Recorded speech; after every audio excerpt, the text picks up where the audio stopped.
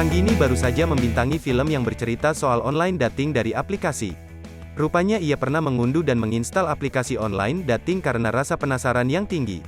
Hanggini cukup terhibur dengan konsep aplikasi yang menentukan suka atau tidak suka dengan cara swipe kanan dan kiri. Aku belum pernah ketemu sih, aku cuman pernah download yang swipe kanan kiri gitu, itu lucu ya, banyak rekomennya cuman aku gak pakai buat dating, ujar Hanggini di kawasan Mampang, Jakarta Selatan, Kamis, tanggal 13 Januari tahun 2022. Aku penasaran aja kayak apa aplikasinya, terus yang Nirmi mau tahu deket rumah tuh ada siapa, lanjutnya sembari tertawa.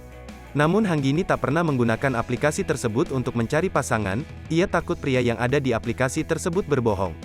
Meskipun ada keluarganya yang mendapat pasangan dari aplikasi dating, Hanggini tetap takut. Ia takut dibohongin, tutur Hanggini. Walaupun ada pengalaman kakak sepupu aku pacaran berkat online dating, tambahnya. Sekedar informasi, saat ini Hanggini sudah tak lagi menjalani hubungan asmara dengan Junior Roberts. Hal itu diduga karena Junior menduakan Hanggini dengan lawan mainnya di series lain yakni Rebecca Klopper.